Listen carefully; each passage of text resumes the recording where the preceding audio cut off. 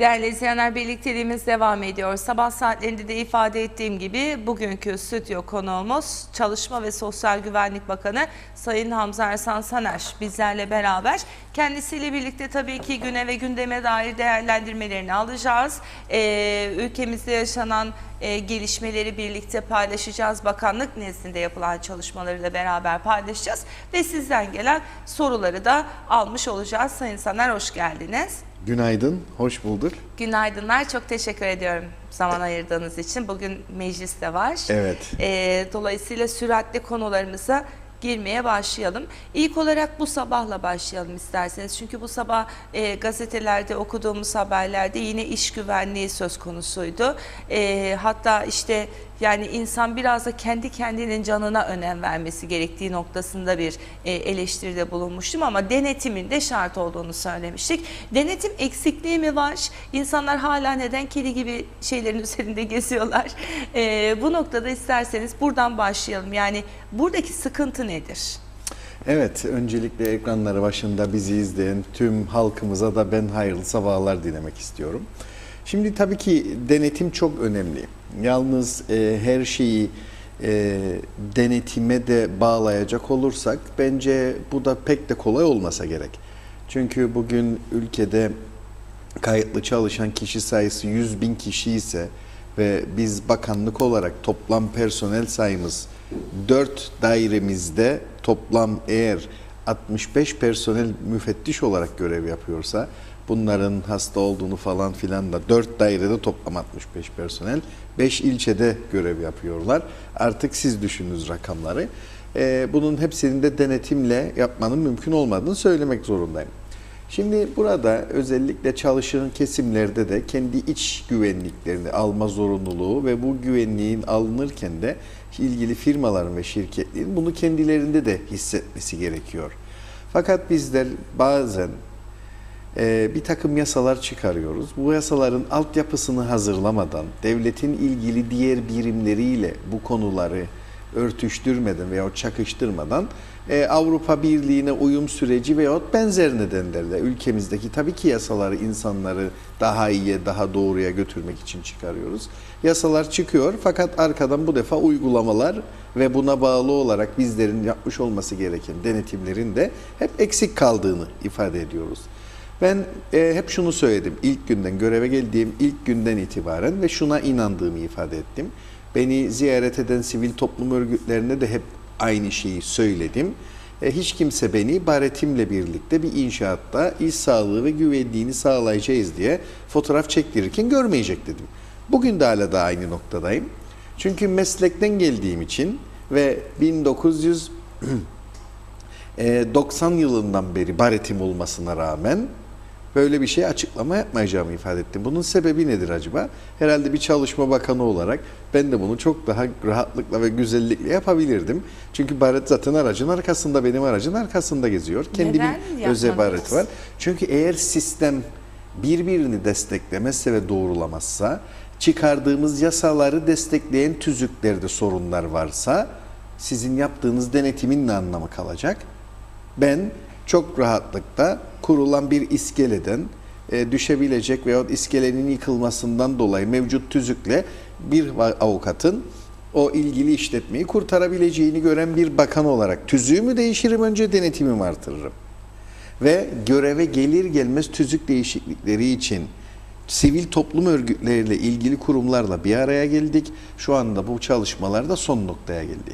Bunun yanında bir inşaatta bir kişinin yatırım yapabilmesi için kazancı olması lazım. Bizim ülkemizde birim fiyatı belirleyen 2 tane kurumumuz var. Bu 2 kurumumuzun biri İnşaat Dairemiz, Planlama İnşaat Dairesi, Ulaştırma Bakanlığı'na bağlı. Benim eski bakanlığıma bağlı. Bir diğeri de sivil toplum örgütlerinden olan Kıbrıs Türk Mühendis ve Mimar Odaları Birliği.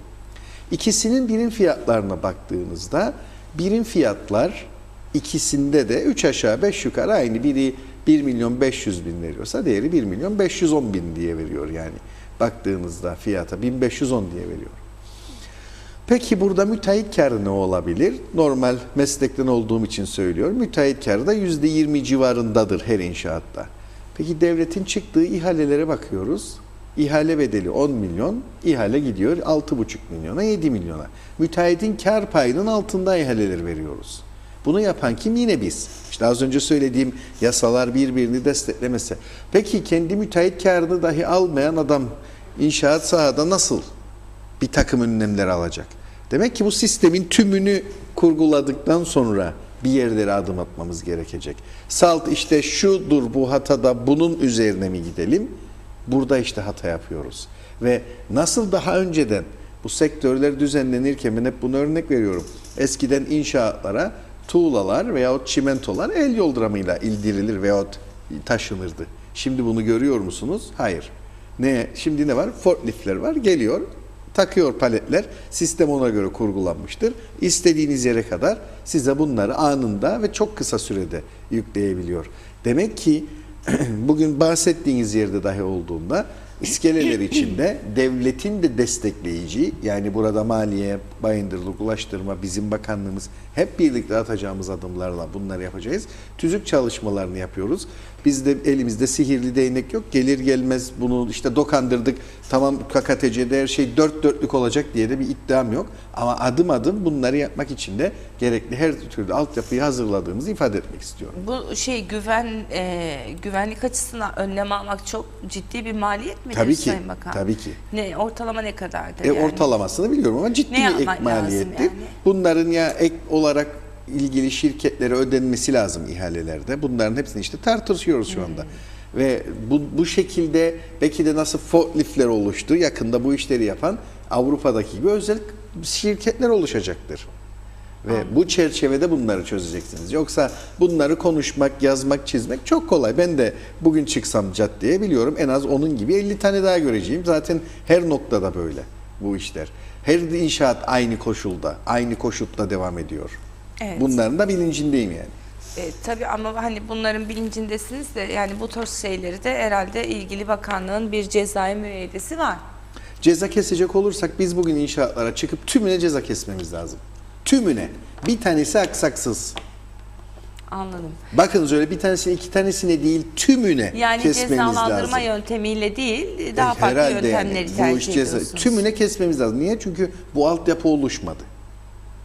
Tümüne kesmemiz lazım. Bir tanesi iki tanesini ayırmıyorum. Evet. Peki Sayın Bakan, yani Kıbrıs sorununun çözülmesiyle ilgili bir sorumuz vardı. Onu hemen sizinle birlikte paylaşmak istiyorum. Kıbrıs sorununun çözülmesi halinde her toplumun kendi sosyal güvenlik kurumuna bağlı olacağı söyleniyor. Yani Kıbrıslı Türkler şimdiki gibi sosyal sigorta primlerini kendi işte oluşturulabilecek kurucu devlete veya oluşturucu devlete yatıracak primlerini, emekli olacaklar. Halen emeklilerin maaşlarını ödeyen sigortalı çalışanların %55'ini yabancılar oluşturuyorsa bu yabancıların büyük bir kısmı eğer çözümden sonra giderse maaşlar nasıl ödeneceği konusunda herhangi bir çalışma yapıldı mı?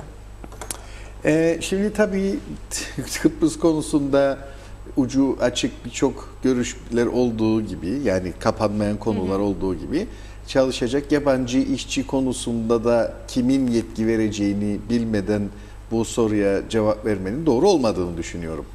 Yani kimse bu soruyu yönlendiren arkadaşımız doğru bir tespit yapmış. Onu öncelikle teslim edeyim ama ben de bu tip izinlerin federal devlette mi kalacağı yetkinin yoksa parça devletlerde mi kalacağı konusunda bana yansıyan hiçbir bilgi yok hiçbir kurumdan şu ana kadar. Dolayısıyla öngörü olmadan bunu yapmamız mümkün değil. Eğer bu yetkileri yine biz vereceksek zaten hiçbir sorun yok. Sistemimiz aynen devam edecek gibidir. Yalnız çalışanların %55'i değil, %42-43'ü yabancı işçilerden oluyor. Onu da düzeltmiş olayım. Bu da ülkemizde 12.500 işsiz olduğunu düşünürsek 42.000 yabancı iş gücünün ülkede olduğunu da buradan çok net ifade edersem, kayıtlı iş gücünün olduğunu çok net ifade edersem, ülkemizde ne kadar işsizlik problemi olduğu da net ortaya çıkar diye düşünüyorum. Demek ki ülkemizde işsizlik sorunundan çok farklı iş kollarına gençlerimizi veya vatandaşlarımızı yönlendiremememiz, sıkıntımız var diye düşünüyorum. Çünkü 12.000 işsiz, 42.000 yabancı çalışan ülkede. Yalnız bu konuyu açmışken şuna da değinmeden geçemeyeceğim. Biliyorsunuz ülkede hep kayıt dışı olan birçok insanlar olduğu ifade edilmiştir. Dünya vatandaşları olduğu ifade edilmiştir. Bu rakamlar 10 binlerle ifade edilecek denmiştir.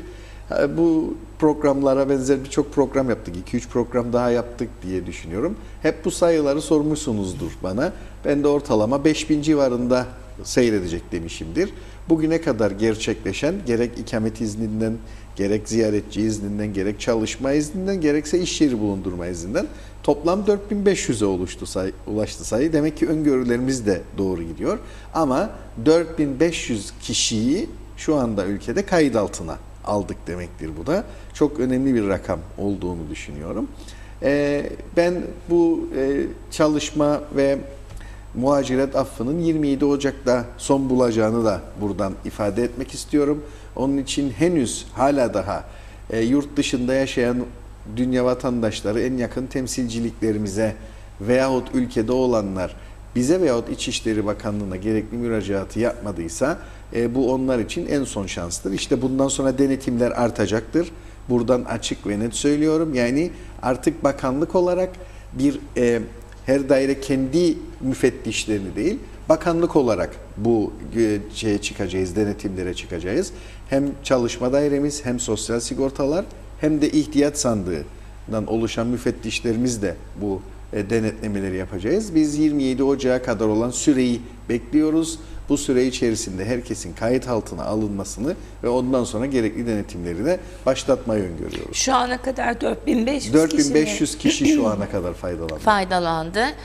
Tabii bunun ne rakamsal boyutunu bilmiyorsunuz ekonomik anlamda. Yani bir asgari ücret ödeyerek faydalanıyor herkes. Evet. Onu da artık hesaplayalım. Şimdi şunu sormak istiyorum. Birinci soruyla bağlantılı olarak. Yani Kıbrıs konusunda sürdürülen müzakere sürecinde bu tarz konularda teknik olarak da bize bir bilgi verilmedi diyorsunuz. Zaten bir anlaşma da o noktada var mı yok mu bundan da emin değiliz. Peki zaman zaman Avrupa Birliği yetkilileri bizim kurum kuruluşlarımızdan, bankalarımızdan örneğin çeşitli bilgiler edinmek isterler. Çalışma Bakanlığı'nda da bu bağlamda Avrupa Birliği yetkilileriyle herhangi bir çalışma yapıldı mı acaba bugüne kadar ya da sizden böyle bir talep oldu mu? Tabii bizimle bakanlığımızdan önce Avrupa Birliği ile istihdam sayısının belirlenmesi ve istihdamın bakanlığımıza yapılan istihdamın internet ortamından yapılabilmesi için yürütmüş olduğumuz bir Vietnam projesi var. Vietnam 1 ve Vietnam 2 olarak devam ediyor bu projeler. Avrupa Birliği ile birlikte koordine ettiğimiz biz bu her türlü bu ve buna benzer projelerle Avrupa Birliği ile çalışmaya gerçekten olumlu bakıyoruz ve bu konuda ciddi zaman da harcıyoruz. Yalnız sonuç alıyor muyuz? Ben pek sonuç aldığımızı henüz görmedim. Vietnam 1 projesi bitti ama karşılıklı tarafların teyidir ki arzu edildiği şekilde çalışmadığı için şu anda Vietnam 2 devam ediyor. Fakat biz sadece Avrupa Birliği ile değil, kendi iş gücümüzde, kendi öz vatandaşlarımızla da artık e-bakanlığa geçmek için neredeyse gün sayıyoruz. Birçok şeyi tarihe gömmek için çalışıyoruz. Yani artık herkesin, her işçinin pasaportuna mühür vurmanın çağ dışı bir yöntem olduğunu, pasaportun iş yerinde herhangi bir kontrolde gösterilmesinin çok kolay olmadığını, belki de size bile sorsam şu anda pasaportunuzun nerede olduğunu düşünerek bana ifade edebileceğinizi söyleyebilirken bir işçiden o anda kontrol esnasında pasaportunda çalışma izni olup olmadığını kontrol etmek, ilgili kişinin o mu değil mi olduğunu bulmak. Çünkü sadece denetimler böyle yüksekte geziyor diye yapılmaması gerekir. Sosyal sigorta ve ihtiyat sandığının yani kişinin sosyal haklarının ödenip ödenmediği bizler için en önemli unsurlardan bir tanesidir. Bunların olup olmadığı konusunda da artık bir çalışma izin kartı çıkarmayı elektronik olarak hedefliyoruz. Son aşamalara geldik.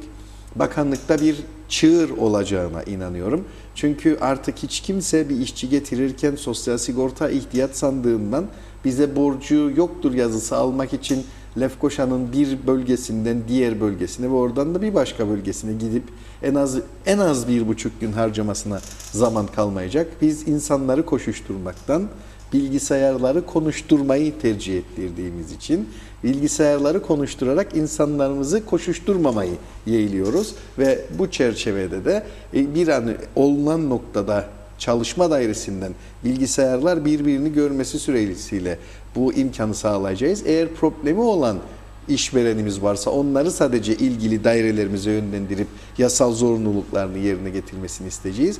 İlgili hiçbir şey yoksa da anında oradan kendisine işletmesi için gerekli işçiyi getirmesini, bundan bir önceki adım olan 15 günlük ilan süresini artık işte Vietnam'da da bunu tasarlıyorduk ama o olmasa bile şimdi başka bir yöntem üzerinde daha çalışıyoruz.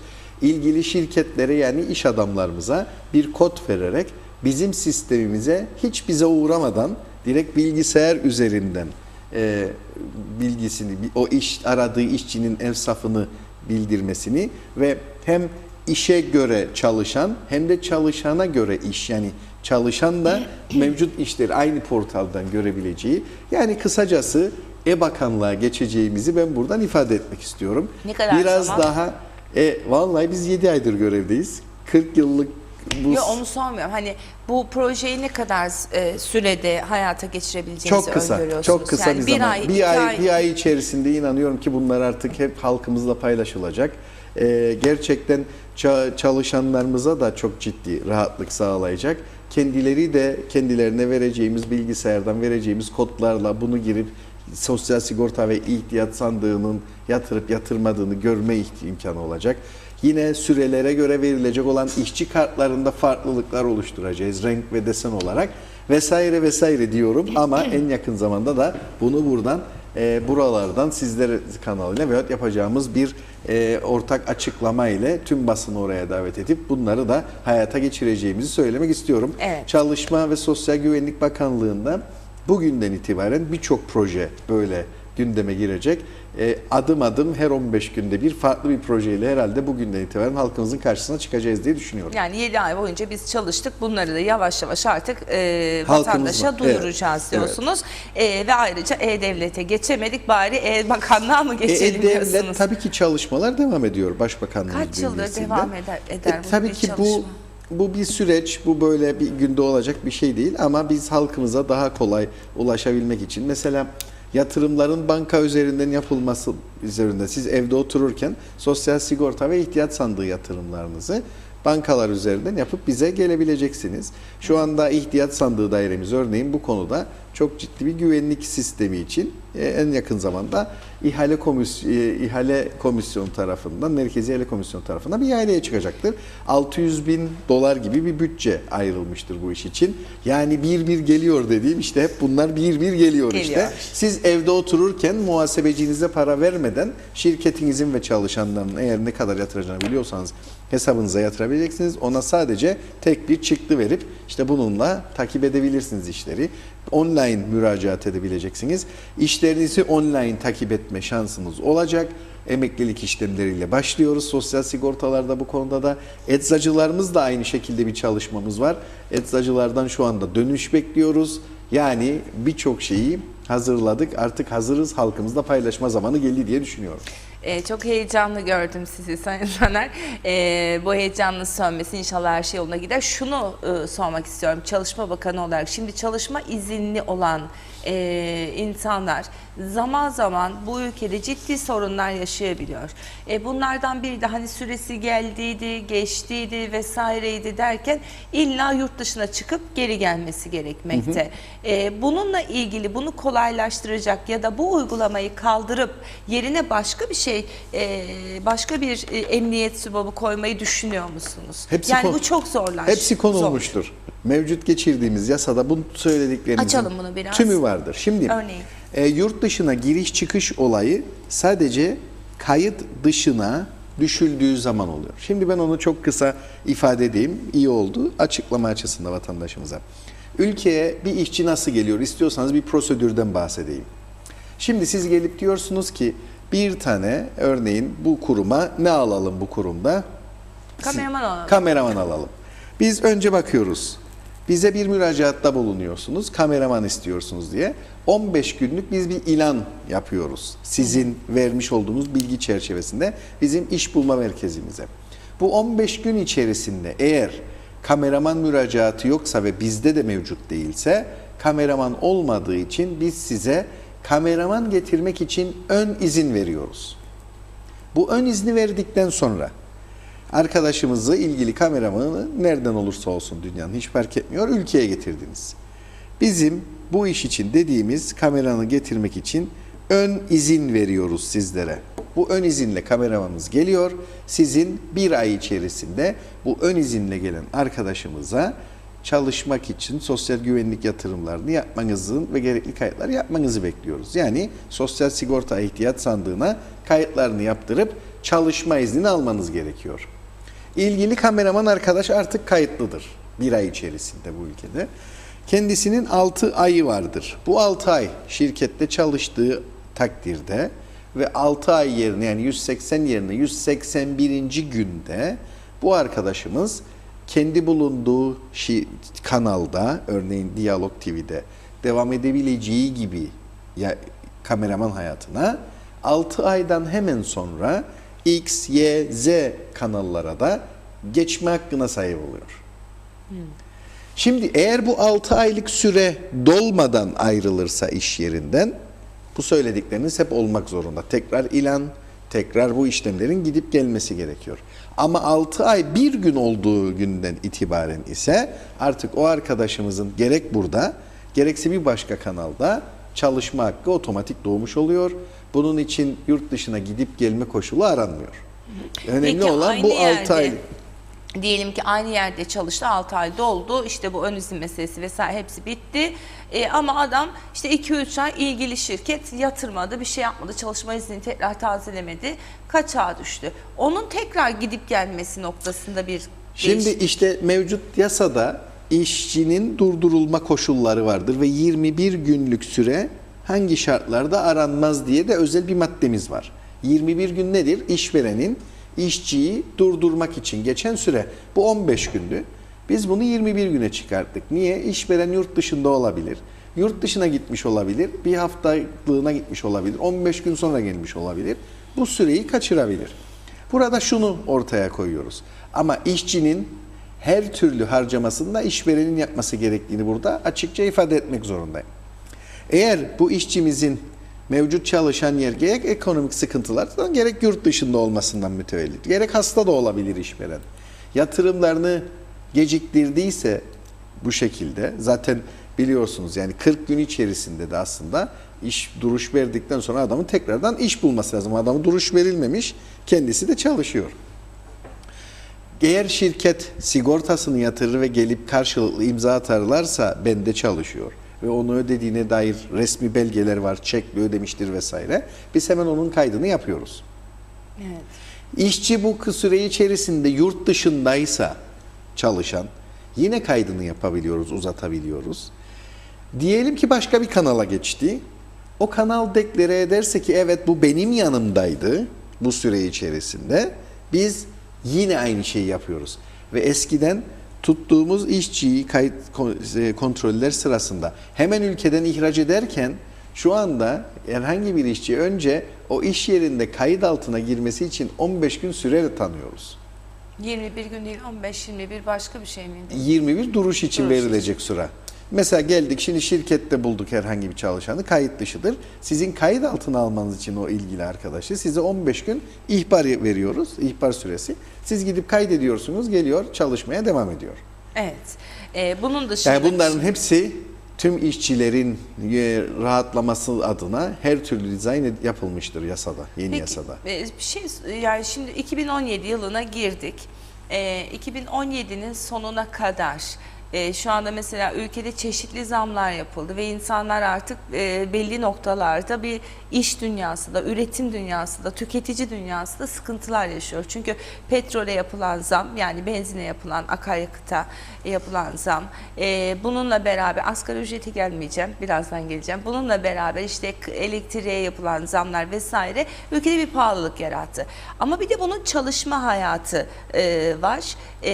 Primler noktasında bu yıl içerisinde yatırılan primler noktasında herhangi bir indirim ya da herhangi bir fiyat artışı söz konusu olacak mı? Böyle bir öngörümüz var mı bakanlıkta? Şimdi indirim veyahut fiyat artışı diye bir şey söz konusu değil. Yani Stabil mi stabil gidecek olarak yani? devam edecek. Onu söyleyeyim ama primlerden bahsediyoruz. Evet. Yani sosyal sigortanın %20, ihtiyat sandığının toplamda %8 ki %20'nin %11'i işveren, %9'u işçiden kesiliyor.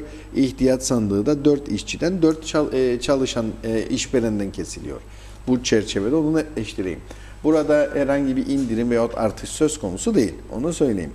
Akaryakıta ve diğer konulara yapılan zamdan bahsettiniz. Bu zaten biliyorsunuz dünya petrol piyasasındaki rakamın artış veyahut düşüşüne bağlı olarak dengeleniyor.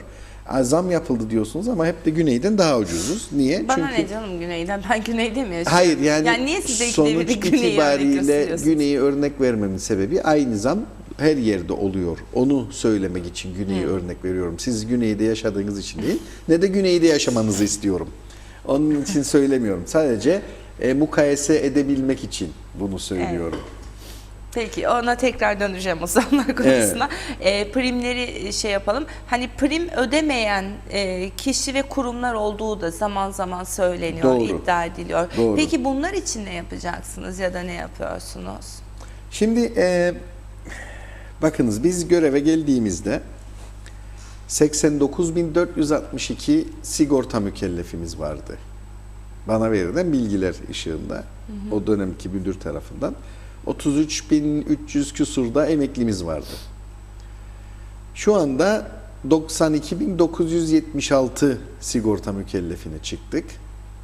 Ama emekli sayımız bir yılda 1300 küsur kişi arttı. Yani 33.300 oldu. 34.500 oldu. 34.500. Evet. Yani hem sistem kendi kendini hem şeyi artırıyoruz. 3000 artırdık ama 1300-1500 aslında emekli verdik. Zaten sistemin en büyük sorunlarından biri. Şimdi burada yapmış olduğumuz çalışma affıyla da çok ciddi bir sosyal sigorta ve ihtiyat sandığı yatırımları oluşmuş durumda. Tüm bunları düşündüğümüzde her yıl %2 olarak artan grafiğimiz bu yıl %1.4 artmıştır. Yani çalışanın emekliyi ödeme katsayısı 2011 yılından itibaren %2 artarken bu yıl yapmış olduğumuz bu çalışmalar ve gelen ay size bunu da aslında Mart içerisinde bunu size net söyleyeceğim ne kadar arttığını ama başlangıç rakamımız belli 89.462 çok ciddi şekilde artmaktadır. %1.6 bir artış var. Yani 2.52 iken ödeme oranı şu anda 2.68'e ulaşmıştır. Bu ciddi bir artış. Bunun denetimlerle artırılması, işte az önce söylediğim elektronik çalışma izni kartı. Artık siz gidip dediniz ya bir işte kameraman getirdim, onun kaydını yapıp yapmadığınız konusu. Siz çalışma dairesinden kaydı yaparken anında Sosyal Sigorta ve İhtiyat Sandığı'nda ilgili gelen kişinin dosyası açılacak. Siz bir işveren olarak biz vatandaşımızın dürüst ve doğru çalıştığına inanıyoruz. Hiç kimsenin bize herhangi bir yanlış yapacağına asla inanmıyoruz. Dolayısıyla getirdiğiniz işçinin çalışma iznini veya çalışma iznine müteakip sosyal sigortasını ve ihtiyat sandığını yaptırmadığınız takdirde bir ay içerisinde size hemen artık bilgisayarlar devreye girip bunların yapılıp yapılmadığını bize söyleyecek. Biz de sizlerle muhatap olacağız. Denetim işte böyle başlıyor şimdi. Anladım.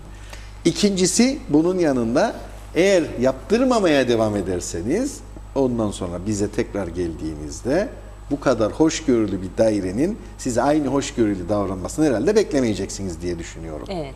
Sayın Soner, belediyelerin borçlarını bağışladınız mı? Hayır. Belediyelerin Peki, topluyor borçları musunuz? 2017 başın itibariyle yapılandırılması için bize müracaatların Yani yapılması 16 gerekiyordu. gündür. Evet. Bu konuda tüm verileri bugün önüme gelecek. Yapılandırılması için tüm belediyelerle de bir araya gelip bunları tekrardan konuşacağız. Ama belediyelerin Sosyal Sigortalar Kurumu'na faizleriyle birlikte 100 milyona yakın borcu olduğunu da buradan söylemek istiyorum. 100 milyon Evet, TL. evet. Yani bizim toplam borcumuzun bankalara 140 milyon olduğunu düşünürsek 100 milyon TL borçları ile birlikte sadece belediyelerimizin olduğunu da söyleyebilirim. İşte burada yapılandırmanın esas sebebi bu rakamı kendileriyle birlikte uzlaşarak taksitler halinde nasıl alacağımızı hep birlikte kararlaştıracağız. Onun için kimse merak etmesin. Sosyal Sigortalar Kurumu bu konuda şimdi bazı böyle partilerden de sesler gelmeye başladı. Sanki çok kendileri yaptı ya da yapmadı veyahut bunu yapacak olmaya böyle hevesli olanlar da var. Ben ne söylediysem ilk günde bu ekranlarda bugün de aynı şeyleri söylüyorum. Adım adım bu sosyal sigortalar dairemizi biz hayata döndüreceğiz ve bu yıl zaten Maliye Bakanlığı'yla da ciddi bir anlaşmamız var. Faiz giderimizi düşürmek için çok ciddi önlemler alacağız bu aydan itibaren. Bunların hepsini ileriki günlerde benim tanıyorsunuz. Ben işleri yaptıkça konuşuyorum. Şu anda konuştuğum kartların aslında kartlar bile arabada var ama hiç göstermiyorum. Getirin gösterin. Şu şoföre söyleyin getirsin. Veyahut internetten dahi size buradan gösterebilirim. Hiç sorun değil ama bunları hep birlikte lansman yapıp paylaşacağımız için sizleri de oraya bekleyeceğiz. Siz de heyecanımızı orada bizimle paylaşırsınız diye düşünüyorum. Tabii ki. Şu yapılandırma meselesinde bir şey daha soralım. Yapılandırma denildiği zaman şimdi devlet kurumlarında ve belediyeler söz konusu olduğunda genellikle işte %10'undan biraz düşülsün mü, %20'sinden düşülsün, bu şekilde bir yapılandırmadan mı bahsediyoruz, yoksa mevcut borçları her neyse bunun taksit taksit yıllara yayılarak ödenmesinden mi? Yani herhangi bir indirim söz konusu olacak mı? Örneğin ben Lefkoşa Türk Belediyesi diyelim. Herhalde en çok onun mu borcu var? Yani Hangi evet, borçlu belediyenin en çok borcu belediyelerimizden bir var? tanesi de Lefkoşa Türk Belediyesi. Birinci sıra kimin? Şimdi tabii çalışan sayısına göre baktığınızda evet, yani en yüksekte olanlardan bir tanesi ama en çok personeli de Lefkoşa Türk Belediyesi'nde var. Yani ben burada Lefkoşa Türk Belediyesi'ni asla farklı bir kefeye koymak için bunu söylemek istemem. Yok canım, yani ama en çok Lefkoşa borcu. Türk Belediyesi'nde bize borcu var. Örneğin ben işte bu Lefkoşa Türk Belediyesi'nde spesifik örnek başkent sonuçta. Evet. Tek tanınmış uluslararası belediyemiz. Dolayısıyla bunu bu borcu diyelim ki işte 1000 küsur falan, atıyorum rakamları küçük söylüyorum ki herkes anlasın diye. Bu 1000'in işte ne bileyim bir 30'unu falan bağışlayıp da 70 olarak ödenmesi gibi bir yapılandırmadan bahsetmiyoruz değil mi? Şimdi bakınız, Lefkoşa Belediyesi'nin borcu Tüm belediyeler için yani. veyahut özellikle. X, Y, Z belediyelerin borcu bugün oluşmamıştır. Evet. Süreç içinde oluşmuştur. Burada gelmiş geçmiş tüm herkesin suçu vardır. Şu anki mevcut idarecilerin değil. Nasıl ben de geldiğimde ilk günde hatırlarsanız, size hiç unutmuyorum, 90 milyon borcu var sigortaların diye bir manşet atmıştınız. Ben geldim, yok 140 milyon borcumuz var demiştim, hatırlarsanız o gün. Hatırlıyorum. Siz de bana ya bakanlar kurulu böyle ama görmedikleriniz de var demiştim, aylık olarak borçlandığınız. Şimdi onları da aynı şekilde değerlendirmek zorunda olduğuma inanıyorum bakan olarak. Sonuç itibariyle siz borcu yapılandırırken belediyenin bütün hayat damarlarını da keseceksiniz diye bir uygulama içerisine giremezsiniz. Ama bunu da hayat damarlarını kesmeyeceğiz diye çalışanların sosyal güvencelerinden de geriye adım asla atmayacağız. Bu dengeyi bulmak zorundayız. Faizi falan bir şey mi var? Onu mu Zaten indireceksiniz? bu ülkede şu ana kadar epey bir sigorta affı yaşandı. Şu anda da bize bu konuda çok ciddi toplumda baskı var. Ben henüz konuşmama rağmen, bu konuda da çalışmalar yapmamıza rağmen çok iyi bir noktaya geldiğimizi buradan ifade edeyim ama daha fazla da konuşmayayım. Ben işleri bitirdikçe konuşmayı seven biriyim. Yani yapacağımı yaptım dediğim anda karşılığının olması gerekir. Bu konuda da bir çalışmamız var. Çok pozitif gittiğini ifade edebilirim. Ama ben umutlarını kimsenin kaldırmak istemem. Çıktıktan sonra bugünlerde zaten bu belli olacak. Yine basın vasıtasıyla bunları halkla paylaşacağız. Ama bu konuda bakanlık olarak bir çalışma yaptığımız kesin. Ama sonucunu açıklayamam. Çünkü olursa çok iyi olacak, olmazsa halkın beklentilerini boşa çıkaramam diye konuşmayı arzu etmiyorum. Sayın Saner, bu primler noktasında bir şey daha Primlere aklıma dokanmayacağız takıldı. öyle bir şey olsa. Faizleri de oynayacağız. Esas ana paraya dokanma gibi bir lüksümüz olamaz hiç kimsede. Anladım. Mesela bu primlerin işte kurum, kuruluş veya kişilerin zaman zaman hani ödemeyenler olmuş, çok fazla olmuş. Bu konuda hiç kendi partinizden şundan almayalım, bundan almayalım, bunu biraz daha idare edelim şeklinde bir baskı gördünüz mü? Bugüne kadar görmedim ama şu çok, Birçok iş insanı bize gelmiştir. Hayatlarını devam ettirebilmek için iş yapmak zorundadırlar. Şimdi örneğin Çiğdem Hanım burada, siz zaten patron değilsiniz, onun için sorun yok. Bana borcunuz var. Borcunuzdan dolayı da ben de sizi tıkadım. Hiçbir iş yapamıyorsunuz. Evet. Siz iş yapamazsanız ve para kazanamazsanız beni nasıl ödersiniz? Ödemem. Ne yapmasınız? Ödemem. Ne yapmam lazım benim o zaman bakan olarak? Ne bileyim. Empati yapmamız lazım değil mi o noktada? Evet. İşte gerekli kolaylıkları, süreleri dizayn edip yapılandırıp iş insanına yardımcı oluyoruz. Bu konuda birçok iş insanına yardımcı olduğumuzu söylüyorum ama partiden asla bu konuda hiç kimse gelmemiştir. Hangi kanattan gelirse gelsin, bakın çok net söylüyorum. En soldan da en sağdan da hepsine de yardımcı olmaya çalışmışızdır ama. Evet, devam edelim. Metin Bey bu arada bir soru da göndermiş, bir onu da aktaralım. Sayın Saner, İngiltere'deki Kıbrıslı Türk iş adamlarını KKTC'ye çekmek için herhangi bir girişim var mı? Çünkü bürokratik sıkıntılardan dolayı insanlarımız iş kurmaya Kuzey Kıbrıs Türk Cumhuriyeti'nde çekinir noktaya gelmiştir. Metin Bey mi sormuş bunu? Evet. Metin Bey'in tespitine katılıyorum bir bakan olarak. Bürokrasimiz çok hantal ve biz bakanlar olarak dünyada iş insanlarına gelin ülkemizde yatırım yapın diye gerçekten çağrılar yaparken, onları ikna etmeye çalışırken yine aynı biz onlar ülkeye geldiğinde onlara yardımcı olmakta ciddi sıkıntılarla karşı karşıya kalıyoruz. Devletin bu hantal yapıdan bir an önce kurtulması gerektiğine inanıyorum. Hem Bakan Ersan Saner olarak hem de vatandaş Ersan Saner olarak.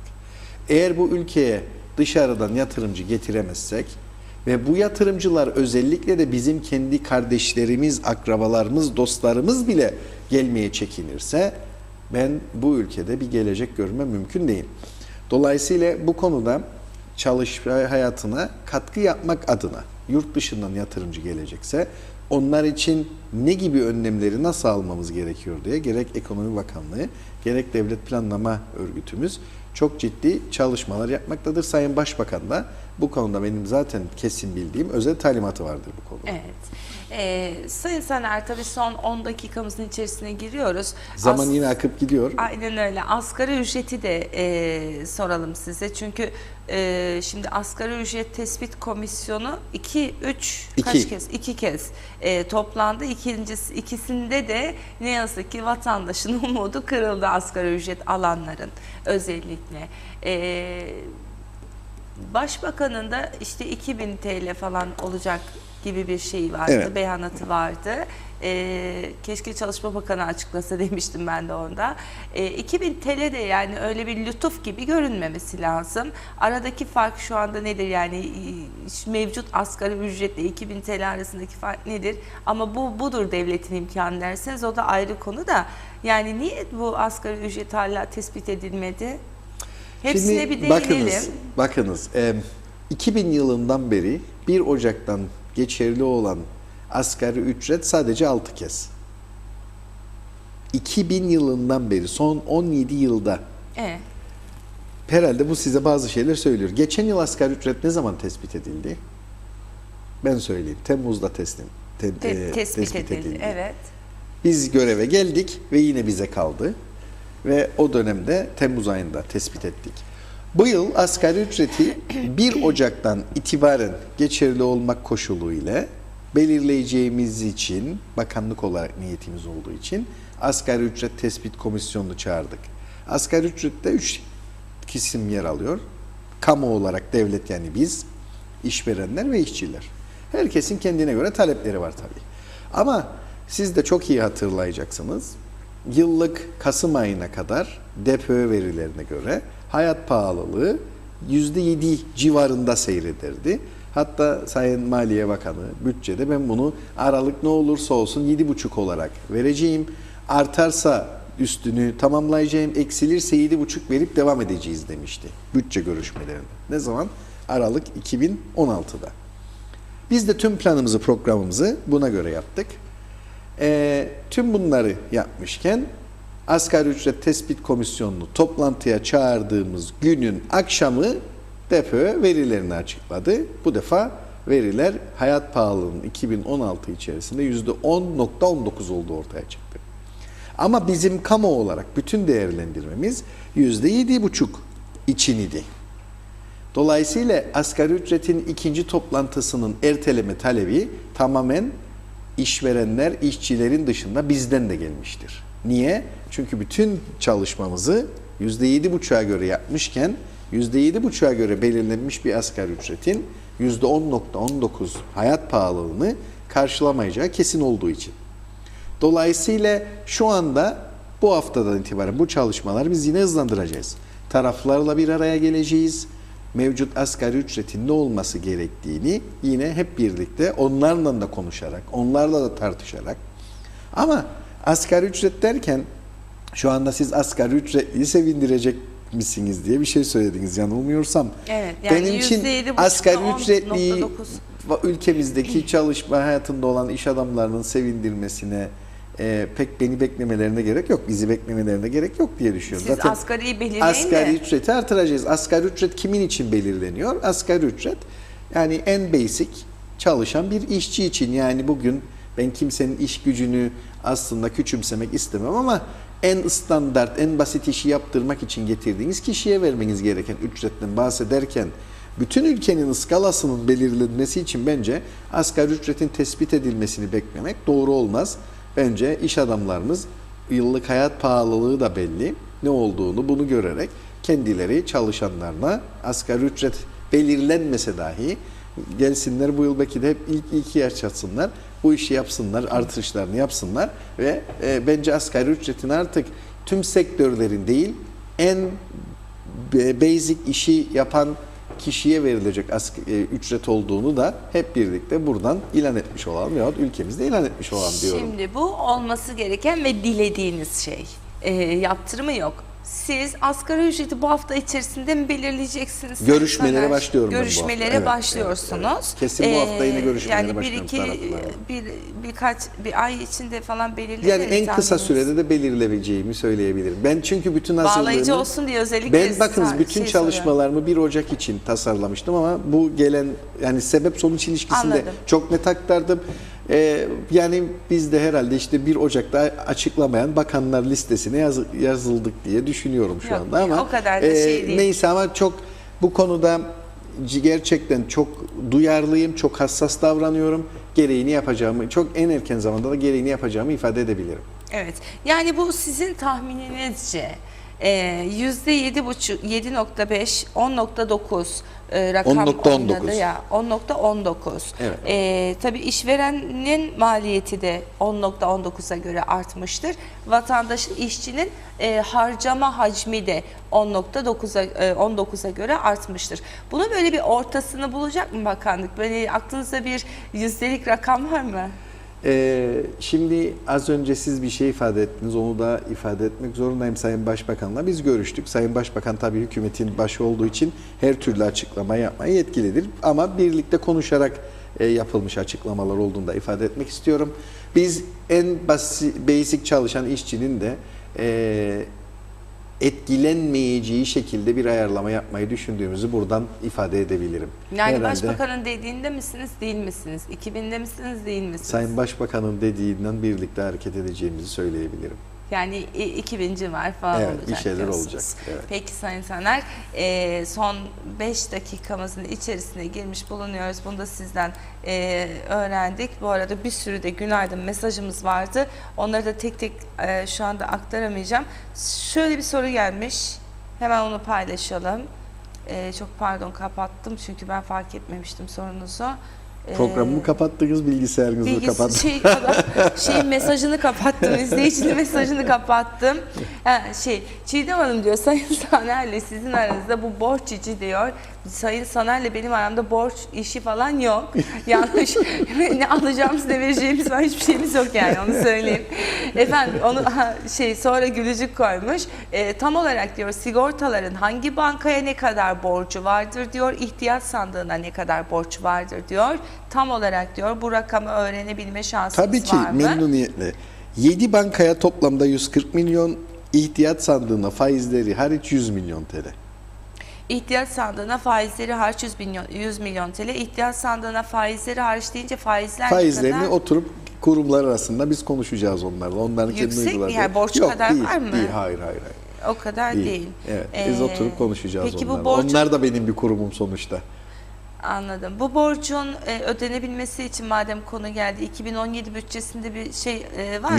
Yok. Biz nasıl artışa geçmemiz lazım? Şu anda sigortanın gelirleri, hep söylüyorum ya, 12 maaş ödemeye yetiyor da 13'te sıkıntıya giriyoruz. Ondan bu yıl, sordum zaten. Bu yıl Primlerde artış maliye olacak bize diye. bu konuda katkı yaptığı için borçlanmadı. Dolayısıyla borcumuz artmadı bu yıl. Onu söyleyeyim. 14 milyon gibi bir rakam borçlandık ama onda bu ay bize maliye vereceği için hiçbir sorunumuz olmayacağını düşünüyorum.